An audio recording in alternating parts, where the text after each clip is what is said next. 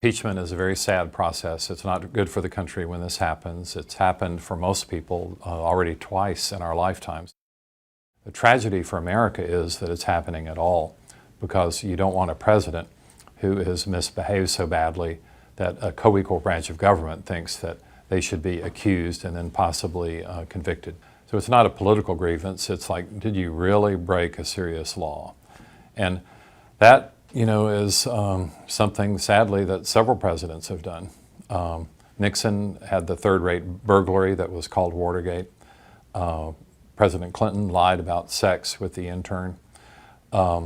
This seems to be more of a foreign policy problem, and a lot of Americans really don't care much about foreign policy, so it's probably not as gripping for them as some of these other impeachments.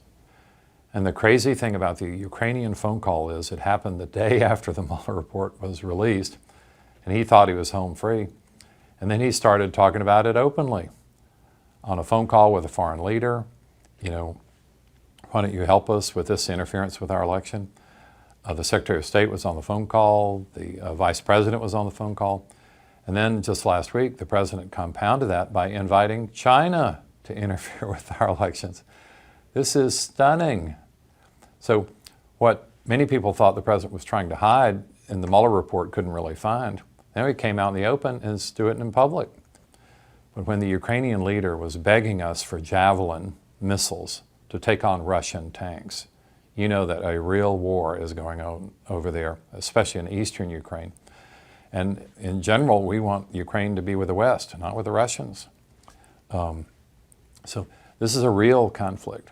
And I think the public, with their history with Russia, with their certainty that Vladimir Putin is not a good person, they're deeply worried about our president being too much in cahoots with what Vladimir Putin wants.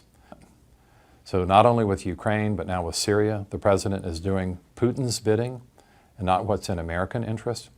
And the proof of this is virtually every Republican in America who's commented has condemned the president for his Syria message.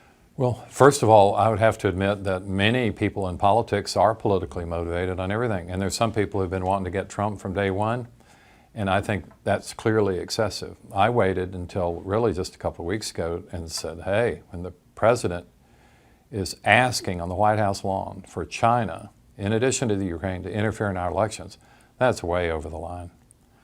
Presidents should not do that. They should not try to undermine our own democracy. That is totally wrong. And just because he does it publicly on TV doesn't make it right. And this could really hurt U.S. soldiers abroad. It could really hurt America as a country. And Russia is astonishingly weak, really, but Putin has been very good at playing a weak hand. He's very aggressive. He's completely ruthless. He's a former KGB agent. He knows how to manipulate people. And I'm just prayerful that he hasn't already manipulated our president. Well, the Bible says we should be slow to anger. I think that's right. I have bitten my tongue. I have tried to be patient. But the president has overstepped so many bounds, it's really almost pointless to list them at this point.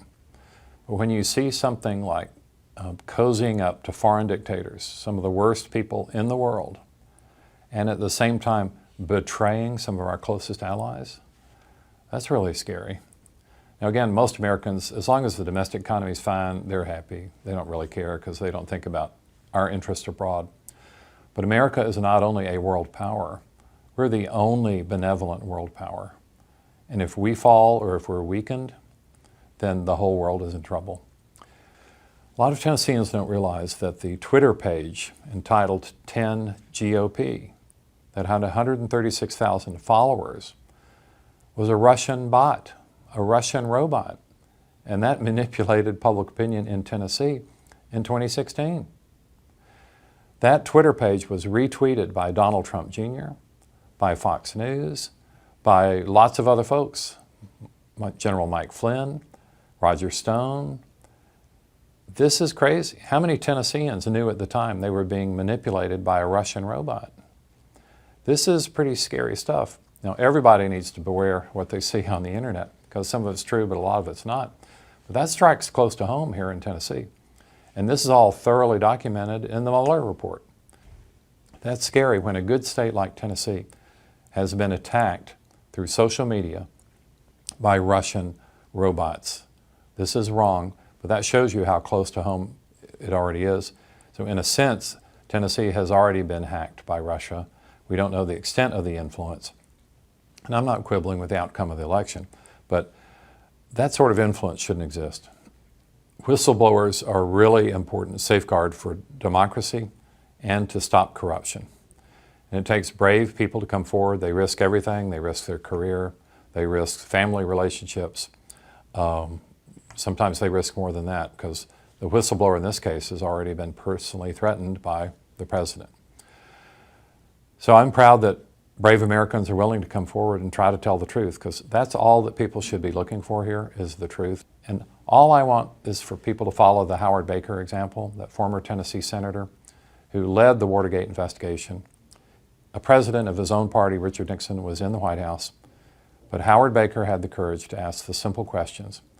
What did the president know, and when did he know it? That became the phrase that everybody uttered, and it was so fair, it was so pure, because all he wanted was the truth.